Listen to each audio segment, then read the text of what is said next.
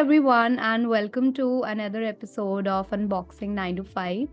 This is a podcast through which I aim to address the unspoken, basically the quick inner workings of the 9 to 5 lifestyle. I personally feel it's important to do this because we spend more than 10 years of our life in corporates. Today, we will be talking about managing burnout, which is a crucial issue for everyone who is sort of working out there or everyone who is trying to pull off something or the other. I will try to set a stage a bit first. So, burnout happens due to three primary reasons. It's exhaustion, it's cynicism, and it's professional inefficacy.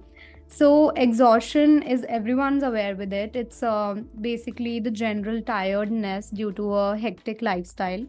Cynicism is the attitude which comes off when you generally have a distrust in terms of the motives of others. And then, lastly, professional inefficacy means the confidence that you have in terms of what you're working into, or the ability of sort of pulling off your work related tasks. So it is a much deeper issue than a lot of us think, and we use it generally, but it actually has a lot of depth into itself, which is why we wanted to speak on it today. I have Kadambini Purohit with us. She is actually a proud founder of Kine Sanctuary. I have had the chance to meet with her very recently, and let me tell you, she is deeply intellectual. So I am looking forward to all the insights that she is going to offer today. So, Kadambini, we would also like for you to introduce yourself a bit and, tell us about the awesome work that you do at Kine. Yeah, sure. Thank you so much, first of all, for such a warm welcome when you spoke about me. Being like all intellectual, but that's really sweet. I own this brand called Kine Sanctuary. We are a social business. I manage this with my co-founder. And so, we are a social business. We're trying to aim creating a circular economy within having these three pillars where we want to educate and empower farmers, build shelter for stray animals, and also somewhere down the line help the army officials, which we are dealing with right now. So it's an entire circular economy that we want to create, and baby steps at a time. So we're right now supplying a few products and services to the army, and trying to create a farmer producer organization altogether where we can educate farmers on various topics such as organic farming and how we can put them into lifestyle where they can themselves have shelters for stray animals. So yes, it's a huge vision that we have, but we're working towards it day in and out. So yes. Yes, definitely. When I met with you guys, I could see how hardworking and like strong visionaries you are, and it all starts with a vision after all. So yes. So Kadambini, we will start with a quick connection before content, which is typically a sort of an icebreaker. So today we are gonna play a game of Never Have I Ever. So I'm gonna start shooting the questions. Are you ready for it? Already. Perfect. Okay, so never have I ever pulled an all-nighter to meet a work deadline. Who hasn't? I mean, is there anyone who hasn't pulled an all-nighter? Even if you're working as a full-time employee with a company or you have your own organization, I think I have done that a multiple of times. I'm not sure if there is any being who's not done that. Yes. Even I wonder if there's anyone who hasn't, because like it's pretty much intricated into us. Like we have to deliver. Like that's something we put first always, and I think that goes with everyone. I think it's just that you kind of set and unbound expectations for yourself and for others, and then if you don't fulfill them, you're just like, oh my god, what's going to happen? And the entire night you're just working towards it, making yourself feel like, oh, you have to deliver it by tomorrow morning, or in the next 2 days, or whatever the deadline is. you just work towards it without even taking care of yourself.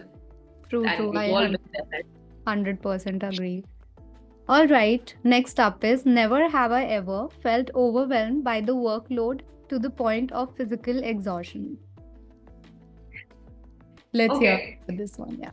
I mean, it's of course, like I have a multiple of times, but I would say that it's never affected me in a way where I was like, okay, I can't do this anymore. Of course, I felt overwhelmed. Of course, I have led myself to, exhaustion, where I have been like, oh my God, I'm drained. I am, like physically exhausted, mentally as well. Um, but I think that has always acted somewhere down the line as this guilty pleasure of me motivating myself to work harder. Damn. So, Okay. so that's something very different, which I feel that other people also will have a very weird outlook to it. Oh my God, what's she saying? No, But I yeah, think it's the primary symptom of a workaholic. So a lot of people are going to resonate with it. true. Yes. Yes. What Okay. about you? I think yeah, same. I it's not acted as a guilty pleasure for me, given that I still don't consider myself as a workaholic. Maybe down the line I get converted into one. But yes, like it has happened, of course. Like I've put my health I've deprioritized my health due to something work related. Not felt very happy about it because later I'm like all drained, and next day I again have to go back to work. So it's not like I'm gonna get time to fix up my health or fix up like if I'm drained. So definitely yes, it has happened with me as well. All right. Yes. Yeah. Next up is never have I ever felt guilty for taking a break or vacation from work. Honestly, I'm that sort of a person. If I go on a vacation, I'll throw my phone away from me and then just enjoy myself. This happened recently. I went with my family on an international trip, and I remember I just threw my phone away, and I was like, I'm not going to think about it. Okay. Cut to the third day, I was just like, oh my God, I have to work. There's so much that I have to work on, blah, blah, blah, blah, blah, blah, blah. So, even if you want to, you just can't stay away from it. You feel guilty about not working. It's person to person, because a lot of times with me, it's like, if I'm going on a vacation, I just want to enjoy myself, be away from everything, do not want to think about it. And sometimes it's just the opposite, where I'm like, oh no, I have to work, and then I feel guilty if I don't work. So it's like both ways for me, and I don't know how other people deal with it, or they feel guilty or not. For me, it's just sometimes I feel guilty, sometimes I'm just like, I don't want to work, I don't. Right. Now I'm a bit of confused if I should like tag you as a workaholic, because now you're giving mixed signals. No, that's also because, so it's when it's very important when you have your own business, and if you are the sole person working on it, then it's still about feeling more guilty that you're not working. But when you have your business partner with you, you can always rely on them being like, okay, if you are there and if I'm going on a vacation, I know you're going to take care of it. And it's the vice versa, of course. If that person goes on a vacation, of course I'll be like, I have to even think about what we have to work on, so that he's also not disturbed. He's also gone on vacation. So it's the same. Yeah. Yes, that's great. And then it should be a baseline to have a supportive business partner, because imagine someone giving you a hard time because you're off from work. 100%. Yeah. But yeah, where did you go to? I'm curious to know, where did you, like, what was your international trip about? I went to Bali.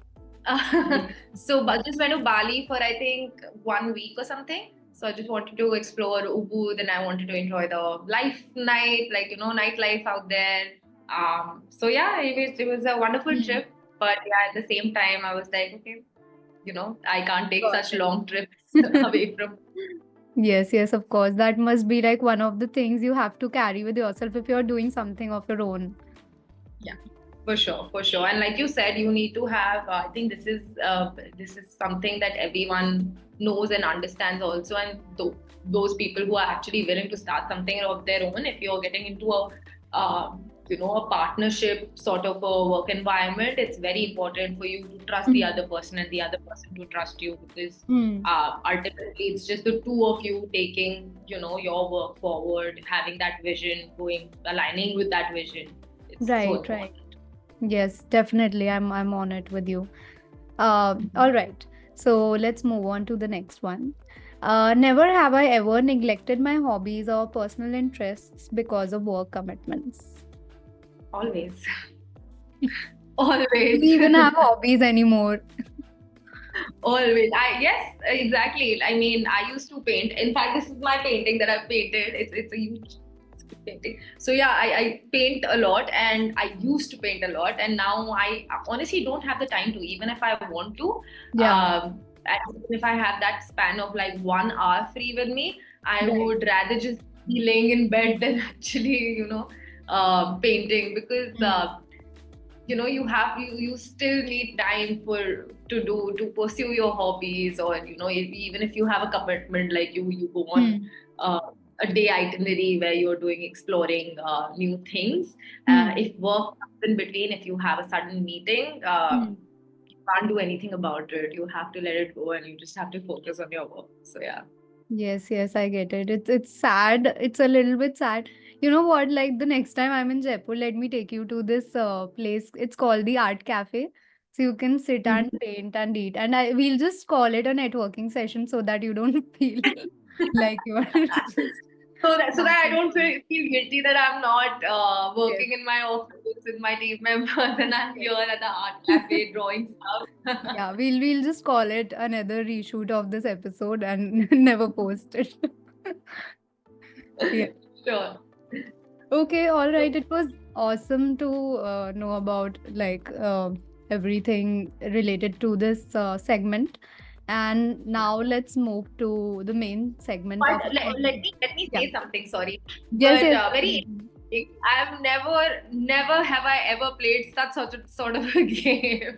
I remember I always played Never Have I Ever in college, which Yes. used to be those when you used to be teenagers and all of that. But like getting that work factor into this, I've never played such a game. So hats off to you for putting that all together.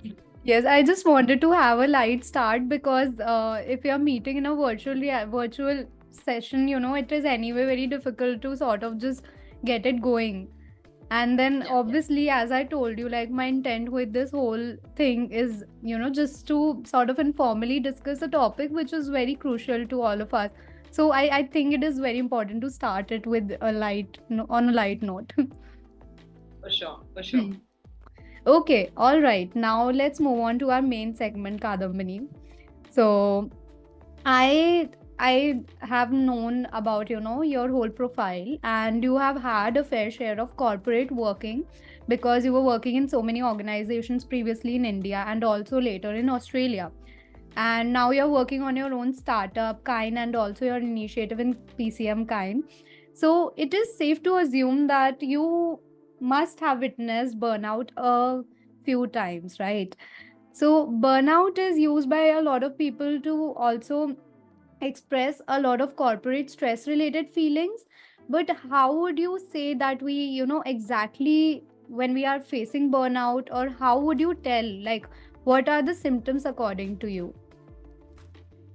I think, nowadays we use burnout in a way where a person just goes like, I'm exhausted and stuff like that. I think it is much more than that. It's Mm-hmm. it's like, you go through mental, physical, emotional exhaustion. Like it's just not one thing. If I give you an example that, the entire day I'm working on something, I do not take frequent breaks or stuff like that. By the end of the day, I know for a fact I'll have headache. Right, I'll have a headache. Like physically, I'll be exhausted. It'll right. all be fatigued. When I go home, I just want to sleep, but I still can't sleep. So these are small symptoms that usually we don't notice. Mm-hmm. So many times, I think I'm sure you must have also witnessed this, and people working 9 to 5 in big corporate companies or a startup. that if you're just sitting straight all the time, all that stress goes to your muscles. Yeah. So that itself, neck, shoulders, back, that Mm. itself is a burnout, right? Definitely. So it's a very broader term. It's just a lot of these small symptoms we don't realize. And this is just physically that I'm talking about, with like Mm. headaches and all of that. There's much Mm. more to it. Like emotionally and like mentally, you feel so exhausted. Like for example, I'll give you my personal example. There are so many times that when I go, like I'm exhausted from work, not exhausted, but yeah, I've finished my work. I go home, and all I want to do is just sleep, right? Go in my room, my bed, and sleep.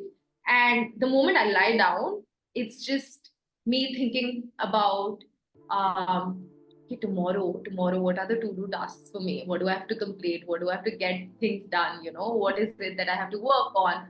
And then ultimately you don't end up sleeping. So this itself is also one of the factors, and one of the symptoms that entails burnout.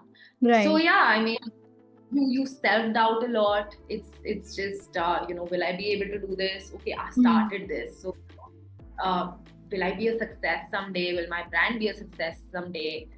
If I'm managing teams, do they think good about me, not Mm. good about me? What do they think about me? It's like overthinking is also itself a burnout Okay. altogether. So there are so many symptoms.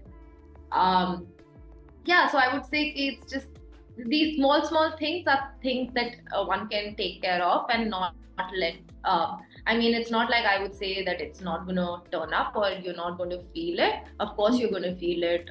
The more you work, the more you feel it. But it's just about controlling these things, Right. not let them affect you in a way where it goes on for a long period of time, Mm-hmm. because then that's an issue. Yeah. Yeah, and like a very good takeaway, like even that mental anxiety related to your work must be a major cause for this. I've never like looked at it that like that, but yes, definitely. Plus, you are taking things forward by yourself, so you must be having a fair share of it too. 100%. Yes, for sure. Like I said, burnout is just not physical, and people feel that it's just physical, but it's Mm. it's more than that. It's Mm. mental. It's even emotional. Mm. Um, uh, a person doesn't get to know, but it's just all how you feel about it, how you Mm. you know uh, think about it, or you Mm. go through it, which I feel we don't talk about it enough. Mm. That's why there's not much of an awareness. The only awareness that we have is like physically what you're feeling. Yep, right. And do you also feel like it piles up over time? See, honestly, I don't think, for me personally, it doesn't pile up because I have that sense of affirmation, and I understand that this stuff is happening to me. So I take a step back, and I analyze the situation and go like, okay, now this is something that I really need to control. If I Right. don't, it's going to end up harming me altogether. And Mm. then I think from a broader perspective, if it harms me, it's going to harm my company, my brand, my team members, and I don't want that, That's right? So that's it's a all good. about realizing and taking a step back and Mm. understanding what the situation is, what and why, and how is it affecting one Mm. itself. So Right, right. And I mean, maybe a lot of people are facing it and they don't even know. So I hope this is gonna come handy to them. Now I want to talk about, the role of leadership in burnout since you're leading kind. And as a leader yourself, like how do you plan to support your team members in helping with this sort of stress? Like, how do you personally make sure that when your teammates are going through it, or when they are not aware about stuff like this, how are they in check with burnout, and how do they themselves prioritize their mental health? right. So what I do, I Hmm. usually I with my team members, I have like a one-on-one session. So even if I have like four members in my team, or in one of the departments there are four members, I would Yeah. personally have one-on-one session with them. And I usually talk to them apart from professional work as well. In these Hmm. one-on-one check-ins, I make sure that I am, when I talk about work, it's more about if whatever they're doing is something that they like, they want to do. they want to pursue, if that's something that they are growing into, or that's the growth that they are looking at. Because everything, the burnout altogether is because you're working too much into something, or you are extensively working on something that doesn't that you're not able to fulfill in Okay. given the timeline. Like a sort of So misalignment as well. yeah, Okay. exactly. Hmm. Yeah. So I think one of the foremost things that I do is have one-on-one sessions with my team members, Hmm. and I make sure that I talk to them on a personal basis as well, of if whatever they're doing aligns with their goals or not. And apart from that, asking them if they are not setting like unreasonable deadlines for them, Okay. right? Because the moment you set up unreasonable deadlines for yourself, um, you end up having a burnout Hmm. because you want to fulfill those deadlines and it's not happening. So yeah, these two factors is something that I really take care of. And Hmm. then of course, apart from the one-on-one sessions that I discuss with them, I think within the team altogether, me and my business partner, both of us promote work-life balance. Like, I know for a fact that it's easier said than done, but we always make sure that there is a way where if we have Saturdays, we take them out for lunches, and we can have like an open communication Hmm. platform where anyone who's going through anything, or they're going through a stress working Hmm. environment, or if there's something apart from work also that they're going through, they Hmm. discuss. Hmm. And yeah, that helps a lot, because Yes. sometimes down the line they also trust us with whatever Hmm. they're talking about, and we can give our inputs to them, and we can Hmm. help them however they want us to. Right. So Right. yeah, these things are the Hmm. main things as a leader I feel that I do, and I think that works out in our favor a lot. Hmm. Yeah, so what I get is like you're basically building this sort of open culture, and through our previous discussions also I could realize that you are promoting a very free flow sort of a culture, where everyone can have open conversations, and you don't necessarily need to book someone's time to talk about stuff which might be informal or a little personal for that Of matter. course, And of yeah, course. that's a great approach to look at it. And I also feel like a leader can also make things easier for you in that manner, like in terms of your mental health and all. So it is great that you guys are promoting such a culture. 100%. Like, I have, see, how could I implement this? Because I have seen bits and pieces of it, and Hmm. I realized I was in situations where Yep. stuff did not happen, right? Where there Yep. was no one to talk to me about. Where Hmm. I was in a situation with like working environment. Apart Hmm. from that, my physical health, everything Yeah. was affecting me. I'm away from my family, Right. and those things that I've learned, that I never want those things that had affected me to be in Hmm. my organization. Hmm. And the things that I could pick that were really good, I could implement them in my Okay. organization. So it's from a personal basis as well. And obviously, when you look at others and you don't want the same environment for them, you want Yep. like a more open culture. That's what we Hmm. want to tell people. Yeah. Yeah, so a playbook basically based on learnings. That's super awesome. Yeah. Yes. Perfect.